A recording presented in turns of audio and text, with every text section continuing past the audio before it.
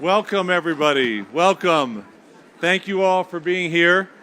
I'm Dan Porterfield, the President and CEO of the Aspen Institute. We gather today in honor of an extraordinary American, UN ambassador, a Secretary of State, a refugee whose family fled both the Nazis and the Soviets, a great champion of humanity, a great champion of the Aspen Institute, an extraordinary American, Madeleine Albright.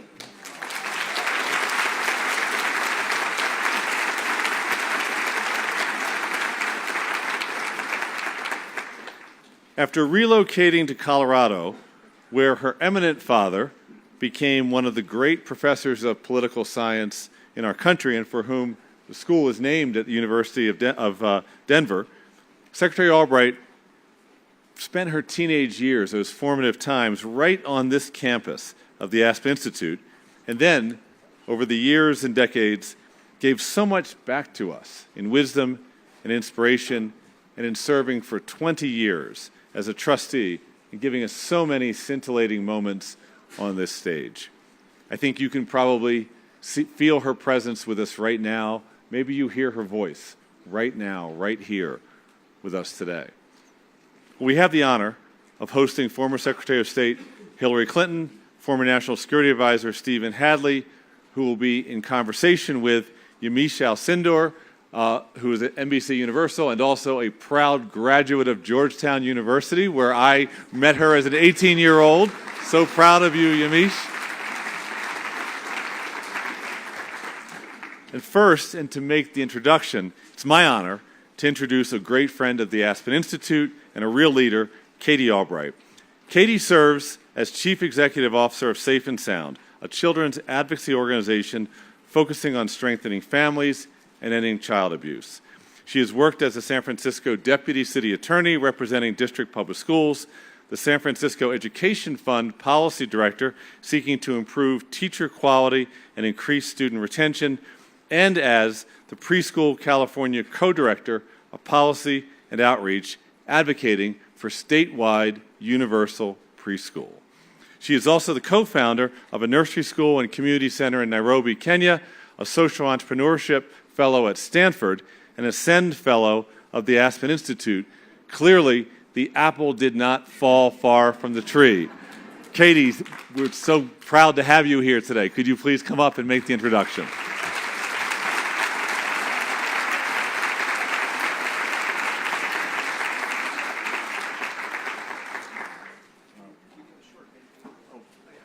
My apologies. We are going to have a short video tribute to Secretary Albright, and then Katie will come up and make the introduction. Thank you. I'm so delighted to see all of you here. It's always wonderful for me to come to Aspen. I'm a Colorado girl. My father started teaching international relations at the University of Denver, and Aspen had really just begun. And so they were using local professors as resource people. So I started coming up here when I was a teenager. The thing that makes me different from most Americans my age is that I actually lived through World War II in England and understood what it looked like when you woke up in the morning and came out and saw destroyed buildings. I have one thread in my life, which is that when the United States is not engaged, terrible things happen. And when it is, then usually it's for the best. I have a very basic belief that this is an exceptional country, where in fact our values have been a motivating factor, and in fact America is a very special place, and we have special responsibilities. You're a treasurer of the Aspen Institute, you're an American treasurer, you're now a global treasurer as well. Secretary Albright has taken on this duty to do this NATO for the Secretary General. Most people who know me know that I believe in democracy. I don't believe in imposing it. I do believe in supporting it. But I also know democracy has to deliver. People want to vote and eat.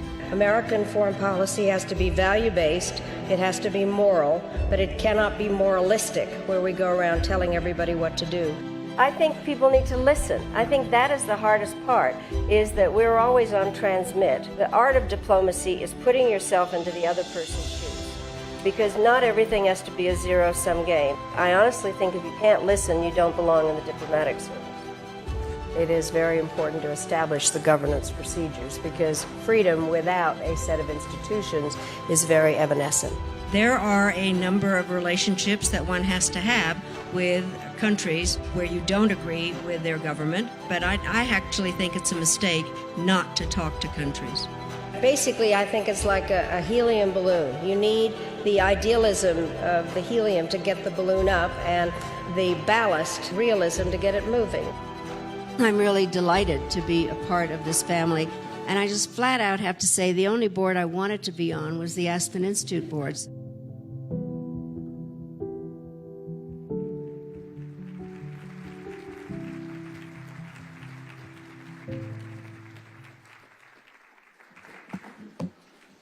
Dan, thank you for your kind words. And to the entire Aspen Institute Board of Trustees and the amazing staff members here, fellows and volunteers, my family and I are incredibly grateful to you for this session in honor of our mother. Secretary Clinton, Stephen Hadley, thank you for being here and for your profound friendship and for all that you do to advance the goals that you and my mother shared. As Mom said in that beautiful tribute video, she was a Colorado girl. And as Dan said in his warm introduction, my mom's journey to get here started in Eastern Europe before World War II. My grandfather was a Czechoslovak diplomat and an ardent supporter of democracy. When his country's freedom was extinguished by a communist coup in February of 1948, he was able to find refuge in America for himself and his family. My mom never forgot America's generosity towards her family. It was a cherished gift for which she and so many immigrants and refugees in our country, as well as their sons and daughters, will always be grateful. Soon after arriving in the United States, my grandfather, my grandmother, my mom, my aunt, my uncle moved to Denver. As you heard from Dan, my grandfather became a professor at the University of Denver, and it was then, as you heard in the video, that the then recently established Aspen Institute asked him to lecture. And my mom got her first glimpse of this extraordinary community as a teenager. So her love for all things Aspen and all things Aspen Institute runs very deep. During the summers when my grandfather wasn't engaged in the Institute, he would teach my mom to fly fish and later us in the beautiful, crystal clear, trout-filled rivers of these Rocky Mountains. As Mom often recounted, despite living in Colorado, he maintained his European roots and always fished in a coat and tie. And we so loved going on weekend hikes with my mom to gather mushrooms, learning from her grandmother, our grandmother, which ones were edible and which ones weren't. At least we thought so. During the winters, Mom's favorite days were spent on the gentle runs of West Buttermilk or later picking up her grandchildren, her grandies as she called them, after ski school with a cup of hot chocolate in hand. When Mom wasn't skiing, she often found a place to sit at the Explorer's bookstore or in prayer at the beautiful Episcopal Church just up the street.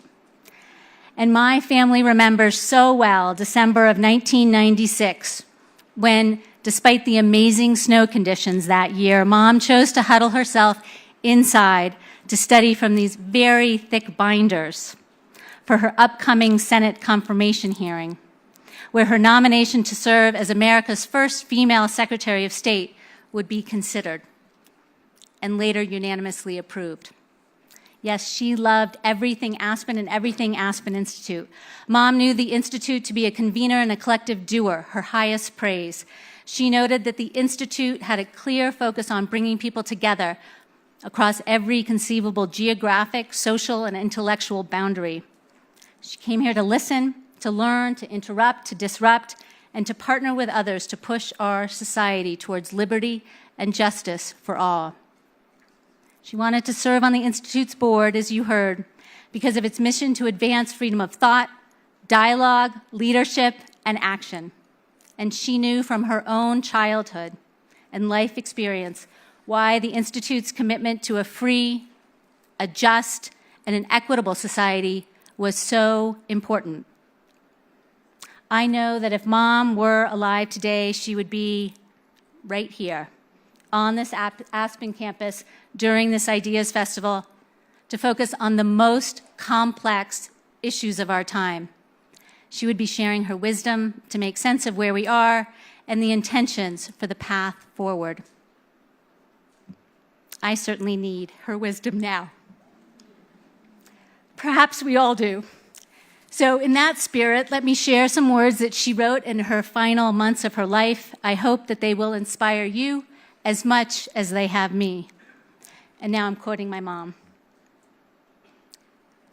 To me, resilience of spirit is the essential ingredient of a full life. No matter how smart we are, we can allow sorrows and grievances to overwhelm, or we can respond positively to setbacks. The choice has rarely been starker than in the past 2 years. Worldwide, we have undergone a period of trial that has changed us in ways not fully revealed. Clearly, our future leaders will have to be gutsy and resourceful, and so, each in our own way, will we. To those who despair of that possibility, I have a measure of sympathy, but little patience. There is no shortage of worthwhile work to be done, and no surplus of seasons in which to achieve our goals. So, now imagine my mom. So let's buckle up our boots, grab our cane if we need one, and march. Mom always said that she preferred doers to idlers, whiners, and excuse makers. Thank you so much for recognizing my mom's legacy and honoring her memory today.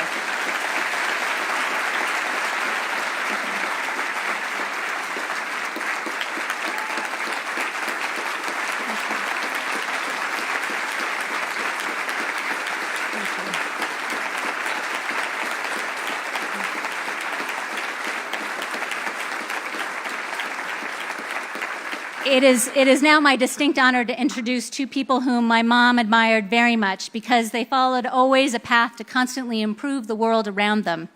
And forever, she called them her friends. Stephen Hadley served as National Security Advisor to President George W. Bush from 2005 to 2009, following 4 years of service as Deputy National Security Advisor. His distinguished career has spanned both the public and the private sectors, and in recent years, he served as the chair of the board of directors of the United States Institute for Peace. It is through his service at USIP that Mr. Hadley and my mom grew especially close, and as they began collaborating on various initiatives and discovered that they absolutely loved working together. They went on to co-chair the Atlantic Council's Middle East Strategy Task Force, traveling to 4 countries together and co-authoring numerous reports and op-eds aimed at developing a sustainable bipartisan approach to U.S. engagement in the region. My mom was so proud of their work together because it showed that Democrats and Republicans could engage constructively on some of the toughest foreign policy challenges facing our country. My mother was also so grateful and deeply proud of her friendship with Secretary Hillary Rodham Clinton. Mom always knew and said that Secretary Clinton played a decisive role in convincing President Clinton to nominate my mother to be Secretary of State. Thank you.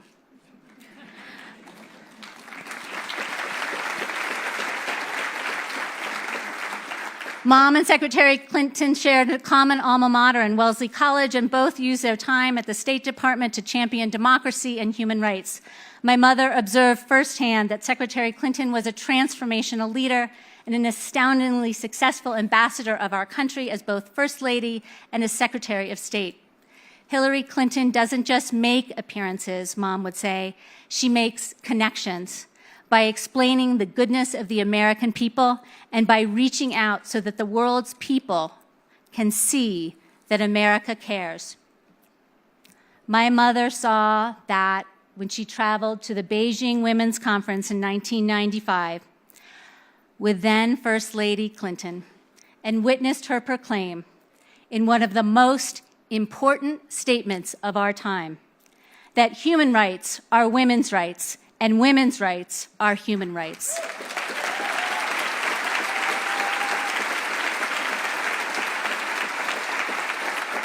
Most special to me, my mom and Secretary Clinton were friends, close friends, who shared about being moms, the trials of raising children, the joys of grandchildren, and they spoke often about the everyday and about the future, up until the last weeks of her life.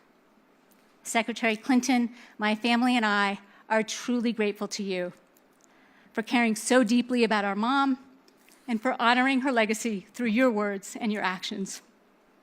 Thank you, Secretary Clinton, and thank you, Stephen Hadley, for being here today.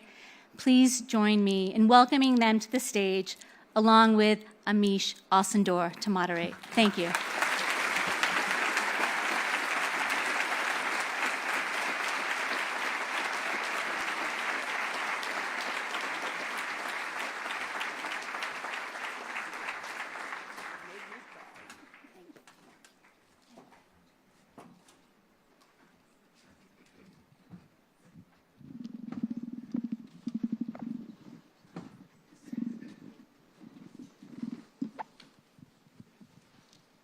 Well, thank you, everyone, for being here. You guys all can hear me, right? Yeah. Thank you, Secretary Clinton, for making the time to be here. Steve Hadley, thank you so much for being here. Secretary Albright was, of course, a force of nature, and her presence at Aspen was a huge one. So I am honored and delighted to be speaking about her today. Her life was incredible, but it was also harrowing. It's been said, and it's been noted so many times, that she escaped Czechoslovakia twice, once fleeing the Nazis, then fleeing the communists. I wonder what her life experience meant to her and how it influenced her life, Secretary Clinton, and her worldview as she was doing the important work that she was doing. Well, I am so deeply both honored and delighted to be here on behalf of this occasion to remember, celebrate, and honor Madeleine, and thank you for having us to do that. I think, as Katie said, her life experiences were at the core of who she was as a person and as a diplomat and public servant. As a child, being rescued literally from the then Czechoslovakia and taken to London by her family, and remember, she did not know she had Jewish relatives. She only found out as a much later in life adult that she had direct relatives who were not so lucky, who had been rounded up, who had been murdered. So she's taken to London in the middle of the Blitz. So as we saw in the video, she's waking up in the morning with her family after maybe spending the night in the subways or some other place of safety while London was being bombed to smithereens by the Nazis. And she saw the resilience of the spirit of the British people at that time. I think that was something that made a deep impression on her. And then after the war, her father and mother took them back to Czechoslovakia, where her father intended to resume his career as a diplomat, only to run right smack into the next tragedy of the 20th century, the suppression and oppression of Eastern and Central Europe, the creation of a wall, as we used to say in those days, between the Soviet Union and the rest of the world. And as her father saw that happening, he understood that he had to leave again.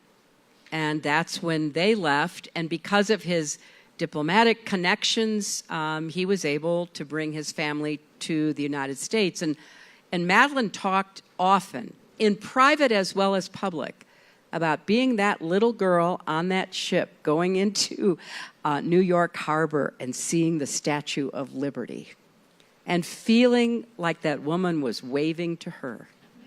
You are welcome here. She never forgot those experiences, and we are the better for it. And I hope in honoring her life, maybe we can recall those values which led her to understand and believe that America was an exceptional, indispensable country, and that we should not just cherish that, but safeguard it. So I think she, as much as anybody I've ever known, was formed by those experiences, and I think thought about them every day, Katie. Something would remind her of how lucky she was, how blessed she was, and how determined that made her to keep trying to contribute to making the world safe for the little Madeleines to come from behind. And as you talk about sort of her life and wanting to make sure that there are other Madeleines coming up and that there were also really strong women's rights in this country and in the world, we're going to get to some news events, but I want to also ask you, Steve, about the fact that she said, there's this saying, say something, see something, and she said, I'm going to add to that. I'm going to say, do something. How did her life, in your mind, in your opinion, embody that phrase that she added onto?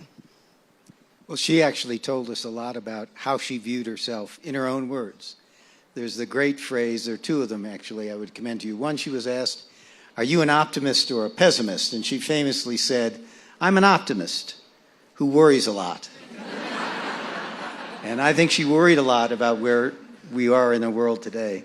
The other thing she said, which I was like, she was asked right before COVID, sum up your life and describe yourself in 6 words. And she said, worried optimist, problem solver, grateful American. And I think there are 3 things really that motivated her. I think she never lost sight of what she owed to this country, and it inspired her to give back in the substantial and extensive way that she did. I think that was really one of the things that motivated her. Secondly, her commitment to democracy, but it was not a rose-colored glasses view of democracy. She understood the problems of democracy, and as she said, and Katie quoted, democracies have to deliver because people want to vote and eat. And I think her own experience made her this champion of democracy. And then the third thing is the doer. She had no patience for the whiner. She was, get things done. And this is part of the democracies have to deliver. And America has to lead. So I think in those 6 words, she really captured who she was and what was her life's focus. And in thinking about her life's focus, she was, of course, Secretary Albright, a fierce defender of women's rights. So we have to, of course, talk about the tumultuous days that we've all been living through. I've been imagining what she would say in this moment. She obviously traveled around the country, Secretary Clinton, talking about women's rights. And now, of course, the Supreme Court has overturned Roe v. Wade for the first time, revoking a right that it had granted. How do you believe women in the United States, but also globally, as we, of course, as the United States, there are other countries that look to us, how do you think women's lives are going to be impacted by this decision? Well, I think Madeleine and I actually talked about this even before the overturning of the Roe decision. There has been, and we have seen it building, a real pushback against women's advancement and progress in many places in the world. The pandemic made it even worse because disproportionately the problems and costs of the pandemic fell on women and girls, again, across the world. So, Madeleine was acutely aware that as the tide shifted toward more authoritarianism, more nationalism, more populism, very often the first targets for leaders who were promoting that kind of demagoguery were women's rights. leaders who would say, we need more children, therefore women, please, back into the home. We'll come up with, plans so that you'll have more children. That's, Viktor Orban in Hungary. And there were just so many of that. We saw Putin, in addition to, everything else we know about him, being disdainful of women. And not just, his own citizens, but, trying to embarrass Angela Merkel, a fellow world leader. Things that were becoming more and more obvious to Madeleine and certainly to me as well. And so when we get to this decision, and especially if you read it, and I'm a recovering lawyer who once was a law professor, it's the most arrogant misreading of history and law that you could ever find. It is so narrow and baseless. And, it's a results-oriented decision. Put as many words down on the page as you can get. Basically say that, really it was a big mistake, should never have done it, throw it back to the states, which is all part of what this court is doing on a range of issues. But I found that it was not only ignorant, but almost dismissive to the point of contempt for women's lives and women's choices and the difficulties that women of all backgrounds. And this has nothing to do with your opinion, your personal opinion, your religious belief. That was the whole point of choice. I mean, I knew Harry Blackmun, a Republican, appointed by a Republican president, who labored for weeks over this decision. And in fact, at the time the decision came down in 1973, most of the court had been appointed by Republicans. It might have been 5-4, 6-3, but it was close. But, we'd had, Nixon appointees, certainly, and even some hangers-on from Eisenhower in those days. So these were people who had practiced law, they'd been judges, and most importantly, perhaps, they'd lived a very full set of lives. And they argued about this case. I remember because when I was practicing law, I would go to bar conferences where Harry Blackmun, who was considered the Supreme Court justice assigned to the Eighth Circuit, which is where Arkansas was and where I practiced, he would come and he would speak, and he was very candid. And he kept saying, what we're trying to do is to leave this choice to the individual, to her conscience, to her doctor. We're not dictating the choice. And he used to say, who would decide this choice? Would the government decide this choice, whether it's local government or federal government? And so, honestly, I think Madeleine would be as worried as I am, both about the impact of the decision on real women's and families' lives, but also about what it says about how our country is retreating from trying to figure out how we have a big, inclusive, pluralistic democracy. I have a quick follow-up to you, and then I'm going to go to Steve. The director of the Mississippi clinic that is at the center of the Supreme Court decision told me that she does not believe that abortion rights, federal abortion rights, will be reinstated in our lifetime. Do you believe that abortion rights could be reinstated in our lifetime? And if so, what would it take? Well, you're talking about my lifetime or your lifetime? I've got a lot more yesterdays than tomorrows, probably. Look, I think it will be very difficult, but here's what I do think will happen. If the Republicans gain a majority, particularly if they get a Republican president, they will try to pass a federal law banning abortion. So even the states, like where I live, New York, that are determined to try to protect women's personal choices and not have the government deciding, they may very well face even further restrictions going forward. Since it's been thrown into the states, I think there will be a lot of legal and organizing efforts to try to see what can be done. Because here's what I think we're likely to experience.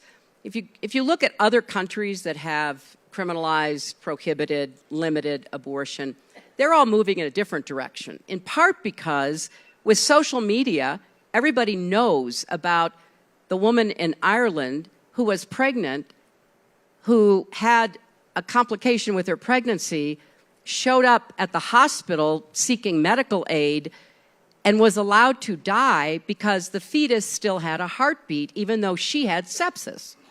So once that became known, especially to young people in Ireland, they were like, that makes no sense at all.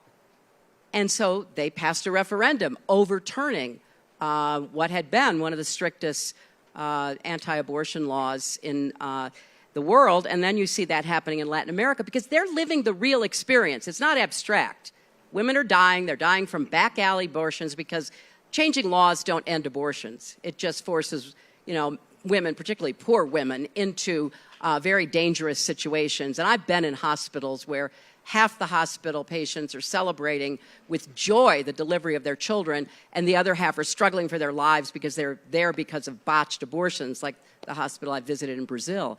So it comes back to who decides. And whether you're a Republican, a Democrat, if you want the government making these decisions, if you want a state telling women, we're going to watch you, we're going to track you, we're not going to let you leave the state if you are pregnant. And how might we know that?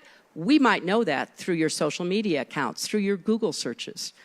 Think about the level of surveillance and intrusion that we are about to experience. So I think that there will be a reaction as people see what this means in the real world. You'll have those who are trying to go after other rights and maybe they're going to go after IVF, they'll go after IUDs, they'll go after contraception more generally. That is going to cause a reaction. And people are going to say, is this America, where some faceless bureaucrat or some state legislator or some governor is deciding what's right for me and my family? Then I think you'll see the reaction. But how long that takes, I can't predict. And Steve, you wanted to jump in? I just want to add one thing. Secretary Clinton's talked a lot about what the Secretary's contribution was at sort of the global or national level to advance the cause of women. I think it's important to sort of also talk about the micro level. Secretary Albright, Madeleine, had what my Scottish grandmother would call spunk. And she really needed it because she decided she would ascend the ranks of a very challenging national security field that was all men all the time. I remember one of the things I would like to quote, Madeleine was introduced by Henry Kissinger at a dinner after she became secretary. And trying to be gracious, he said, Madeleine, welcome to the fraternity. Not surprisingly, Madeleine turned to him and said, Henry, I hate to tell you this, but it's not a fraternity anymore.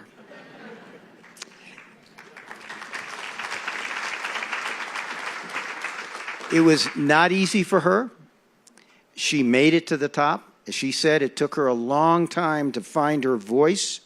And once she had it, she wasn't going to be silent. And she wasn't. But what she did was mentor and promote a whole generation of women who are literally in the process of transforming the national security field. Think about it. Today we have a woman who is Deputy Secretary of State, Deputy Secretary of Defense, Ambassador to the United Nations, Ambassador to NATO, who is the Director of National Intelligence, and a woman Vice President. This is part of Secretary Clinton's legacy and something of which she can really be proud.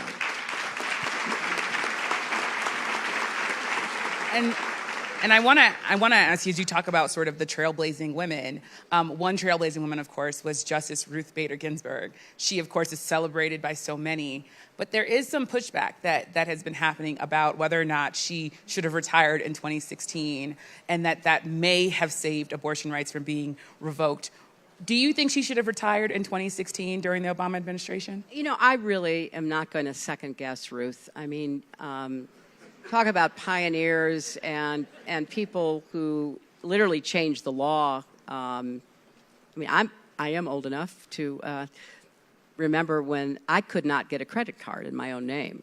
I was practicing law My husband was the Attorney General of Arkansas. I made a lot more money than he did, and I could not get a credit card. I applied for one, and they told me I'd have to use my husband's credit card.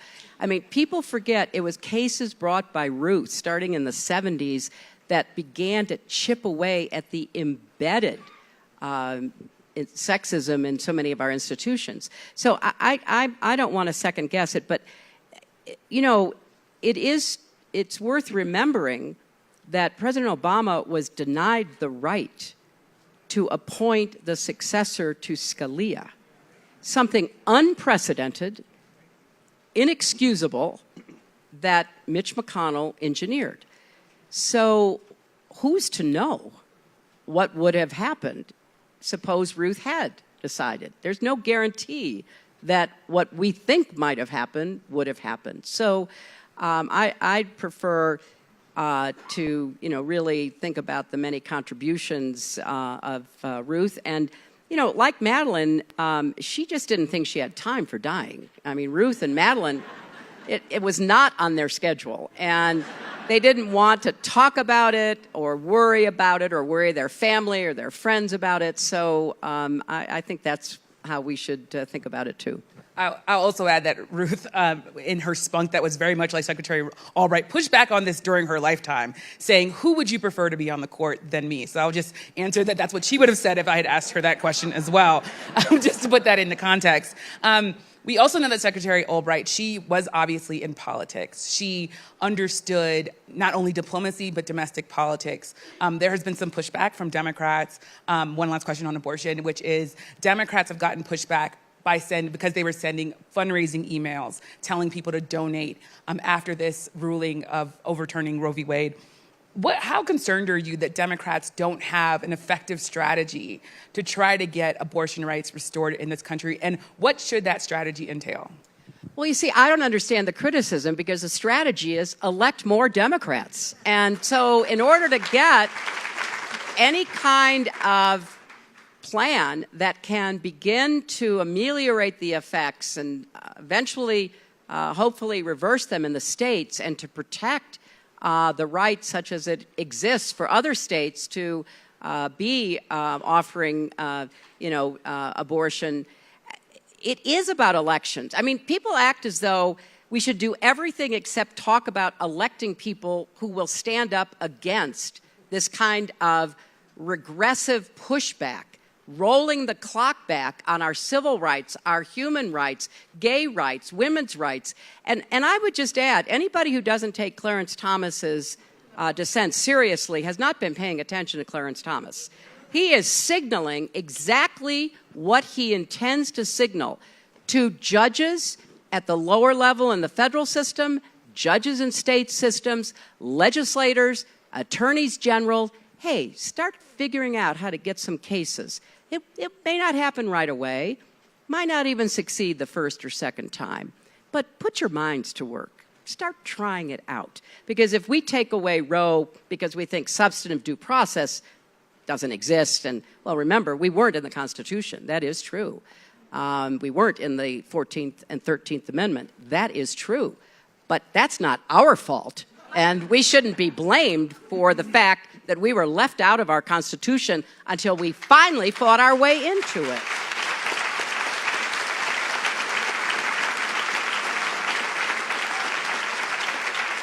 And a quick follow before I go to the state of our democracy, which clearly is a whole situation. One quick last question on this, which is, what do you say to people who say, why should we trust Democrats to give them more power if they haven't used the time that they had to codify Roe v. Wade? I've heard that from Democrats who have voted for people, loyal Democrats and supporters of yourself and others. What do you say to people who are sort of demoralized at this moment? Well, I wish Madeleine were here, because I can almost hear her saying, no whining on the yacht. I mean, wringing of hands, whining, worrying. You know, we have a system that is very difficult by design to navigate. And we have a thing in the Senate called the filibuster. And yes, we have a 50-50 Senate. And the idea that we could codify Roe given the filibuster, is just a pipe dream. Now, I personally believe that the Democrats should take a great big breath and risk lifting the filibuster for constitutional issues at the very least. I believe we should go ahead and get rid of it and just fight it out in the political arena. And where you have the votes, you have the votes. But at the very least, on the constitutional issues, and the two that come to mind are a woman's right to privacy, a woman's right to make the most intimate, difficult choices because of that, and voting rights. We should lift the filibuster and make those cases. And Steve, Secretary Albright was so dedicated to defending democracy in the United States and abroad. We saw the January 6 hearings that have been going on.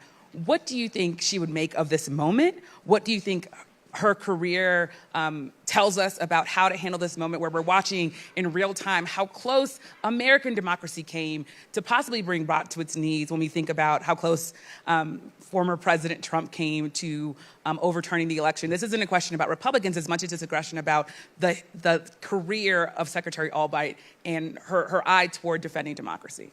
Look, she was very aware and engaged on the problems with our democracy at home. She was very aware of the challenge to our democracy abroad. She would underscore, I think, what President Biden has said. There is a struggle between democracy and authoritarianism out there. And quite frankly, the Democrats aren't doing very well. Because of our domestic problems, our brand, which was the gold standard for democracy internationally, is not looking so good.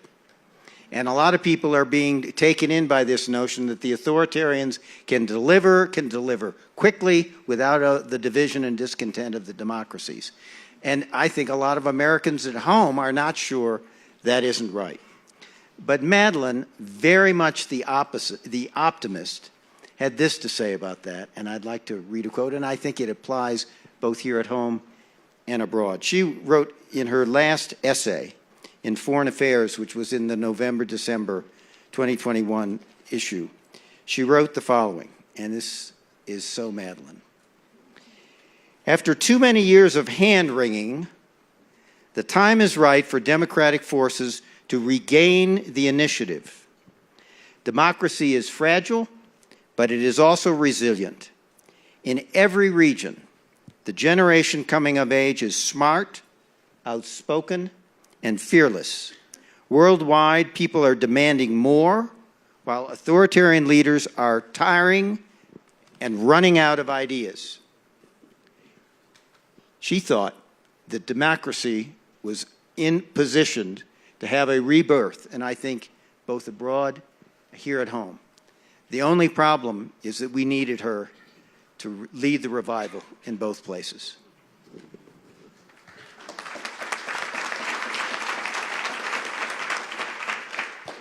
As you talk about Secretary Albright talking about this sort of rebirth of democracy, I'm also thinking about the fact that we got a warning from a conservative judge, Michael Ludig, who said that he believes that Republicans in 2024 will seek to overturn the election if a Republican nominee is not elected. Secretary Clinton, how concerned are you that in 2024 we could see a successful coup, and what do you think should be done to try to prevent that? Well, I think we now know there was an attempted coup on January 6th.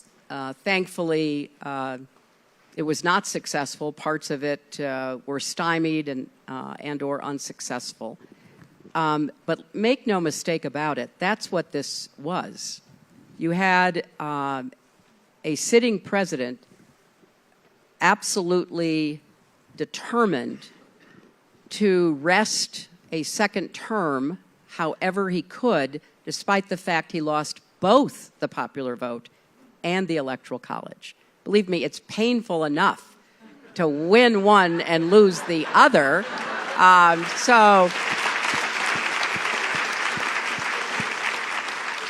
I think that gives you an indication of where at least the mindset is among a significant portion of the Republican Party nationally and at the states. And here's why.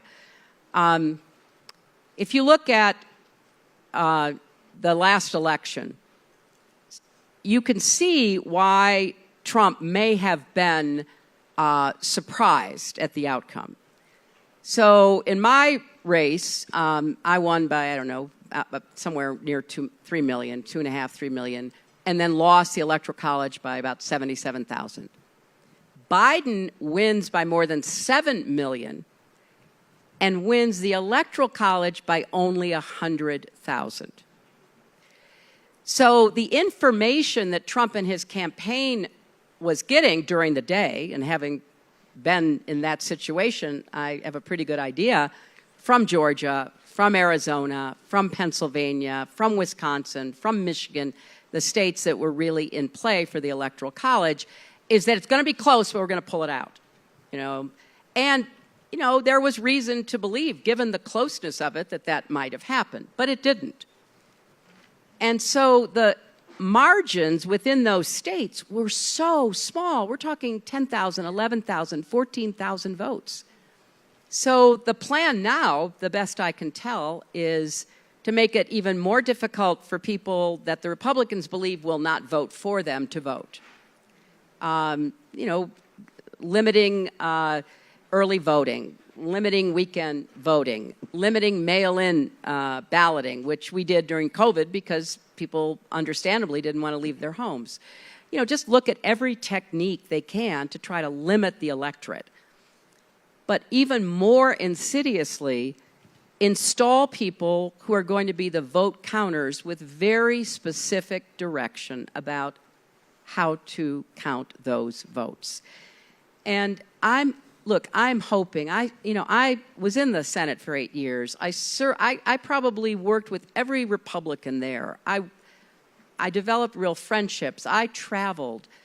I don't recognize, some of my former colleagues. And I'm hoping that especially after yesterday, we will see among the Republican leadership what I saw as a young staff lawyer on the impeachment staff investigating Richard Nixon. Because when the evidence was gathered, and it was done in a totally nonpartisan, independent way, but when it was gathered and the vote was held in that Judiciary Committee all those years ago, Republicans voted to impeach Richard Nixon based on the evidence. And then Republican leaders like Barry Goldwater and others went to the White House and said to the president, "It's time for you to go." And we need some leadership within the Republican Party.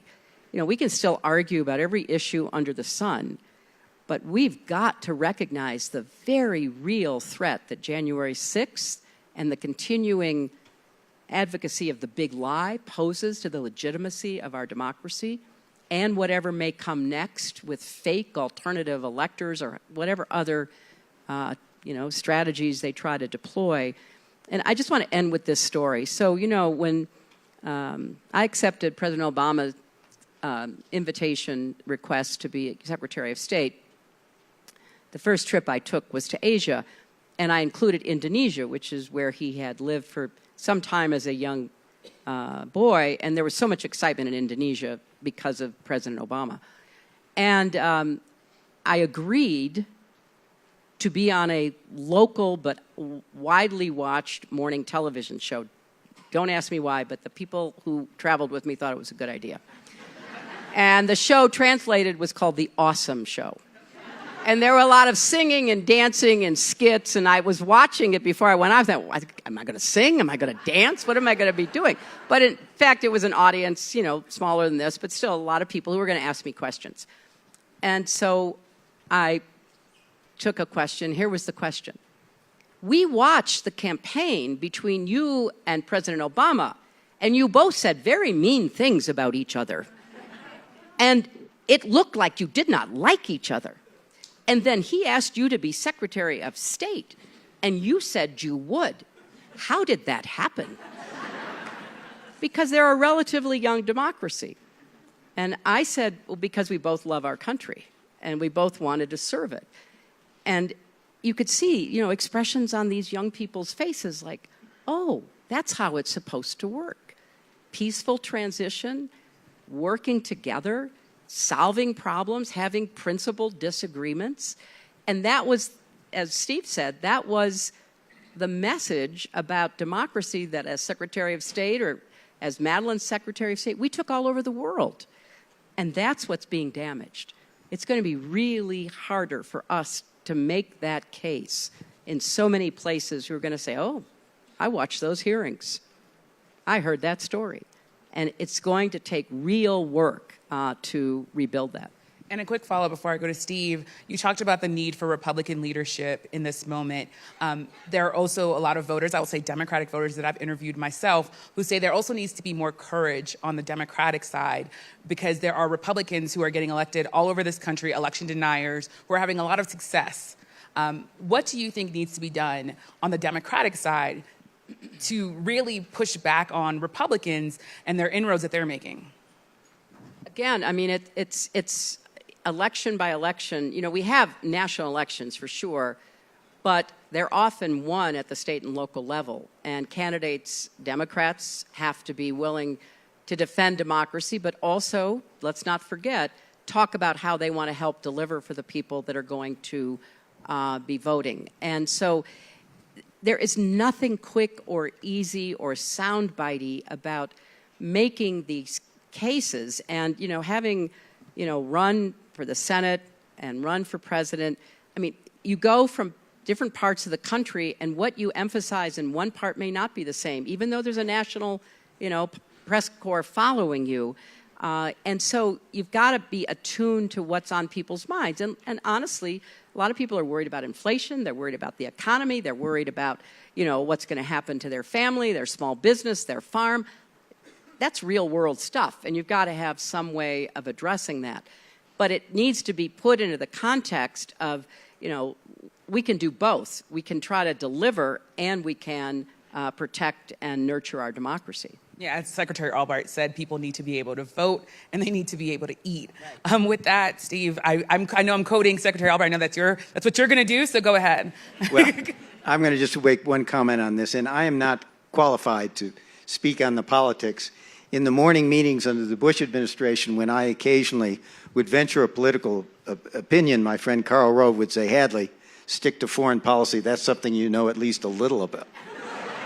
But I would make one point. It is interesting that the hearings, the January 6th hearings, that we have seen, the case that is being made against the constitutional outrages that were being contemplated is being made by Republicans who served in the Trump administration, but who nonetheless put their oath of office and the Constitution ahead of that service. And it's being led by, of course, two Republicans who Speaker Pelosi appointed to the committee, and one woman, of course, Liz Cheney, who's doing a fantastic job. So, look, there is a fight going on within the Republican Party. I can't tell you how it's going to come out. There are struggles going on in both parties. This is a real inflection point for our democracy, and I can't tell you how it's going to come out. That's stark and poignant. Of course, Secretary Albright had a lot to say about Vladimir Putin. I learned in doing this research, she was literally the first United States official to meet Putin as he became the leader of Russia. And she always said, do not forget who he is, that he's smart, that he's a KGB officer. Talk about, Secretary Clinton, how her understanding of him evolved, especially after the invasion of Ukraine. Well, I think she always knew what he was. And as you quote her, she did meet him. She was Secretary of State when he was literally plucked from obscurity in St. Petersburg and brought to Moscow to be, I guess in Yeltsin's terms, kind of groomed to be his successor. And so Madeleine had a chance to meet him, and she has described, and she's written about this, that it was kind of chilling because he's a very cold, calculating presence. And I think I had my own experiences with him, and he apparently didn't agree with me. And that was really, really eloquent. Yeah. You know, I do have a lot of Putin stories, but I will tell you that the thing that he was most angry with me about was when I said I was Secretary of State. They'd held Russian Duma elections, and they were so blatantly fraudulent. I mean, there was video of people stuffing ballots into boxes and throwing away boxes that had ballots they didn't want to count. It was what we think of as dictatorship elections. And so I said, look, the people of Russia deserve free and fair elections, deserve to have their voices heard and their votes counted. And there were riots, or protests, not riots, there were demonstrations, huge demonstrations in Moscow and St. Petersburg, a few other places.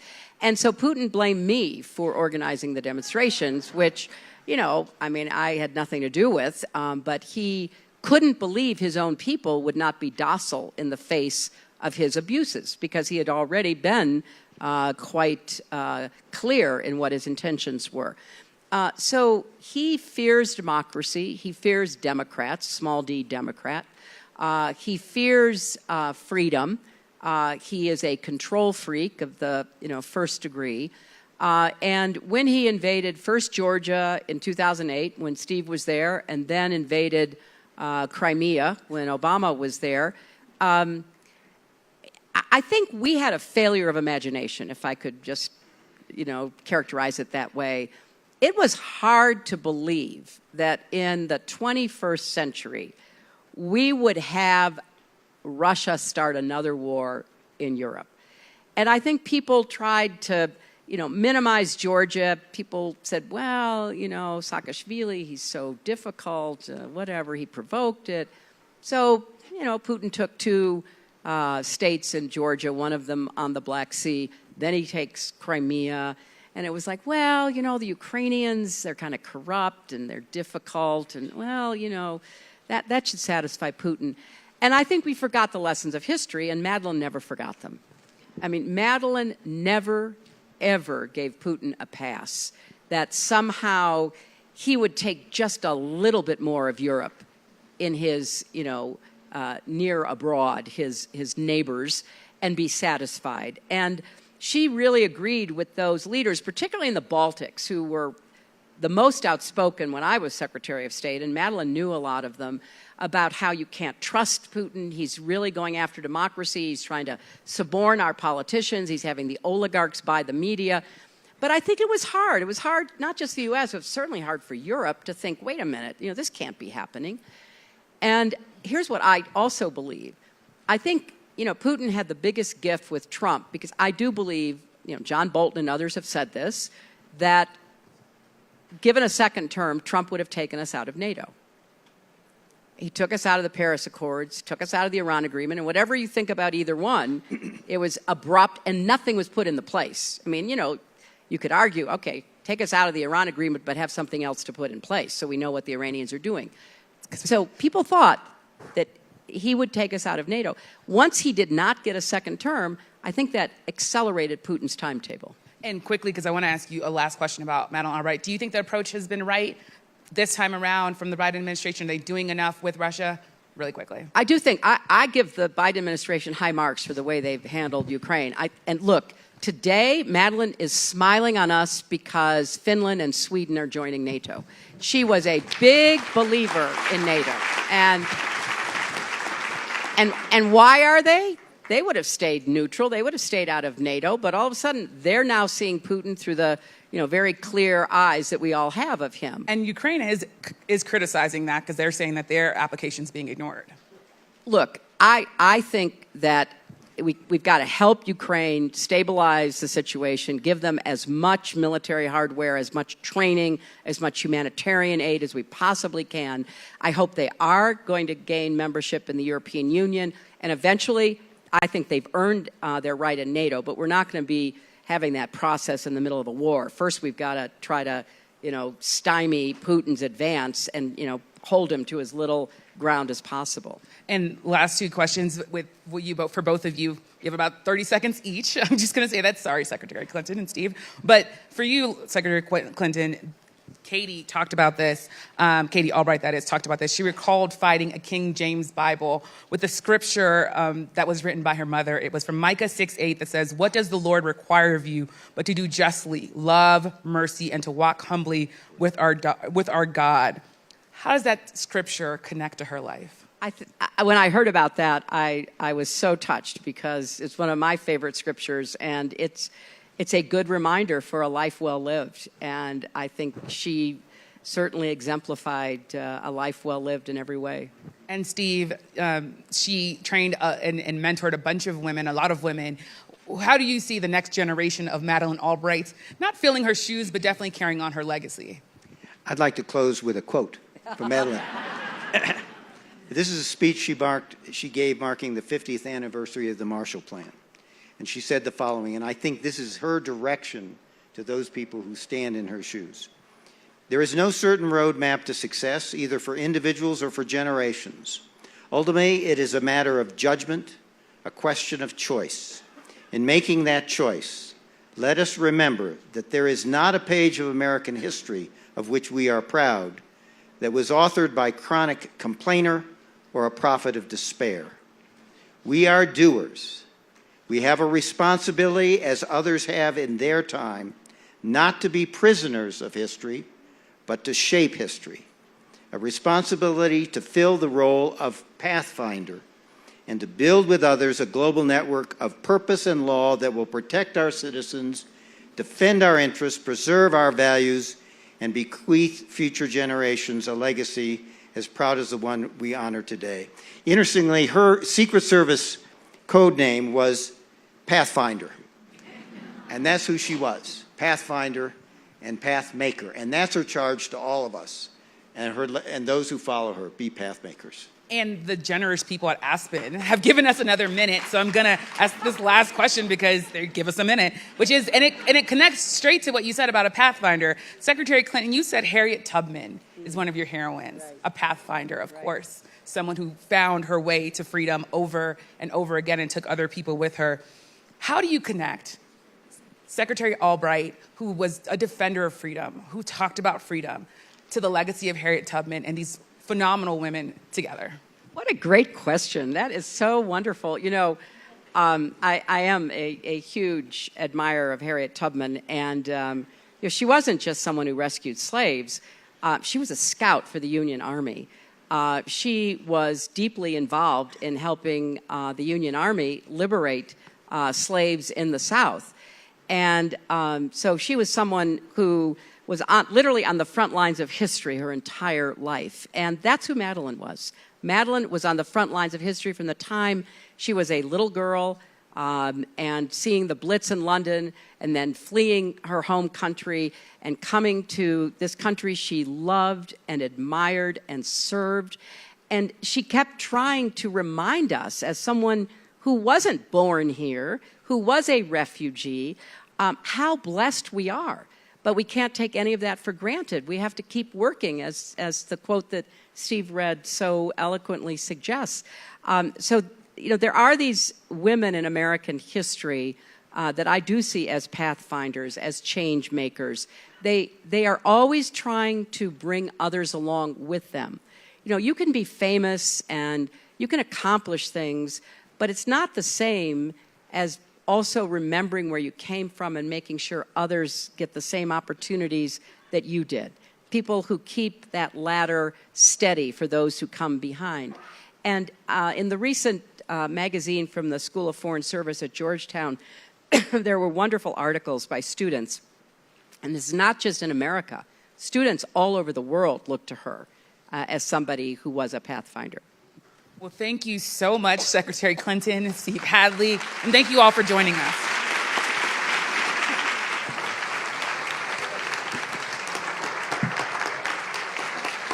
Thank you so much for attending this session. Security's requested everyone to stay seated until Secretary Clinton has exited the tent.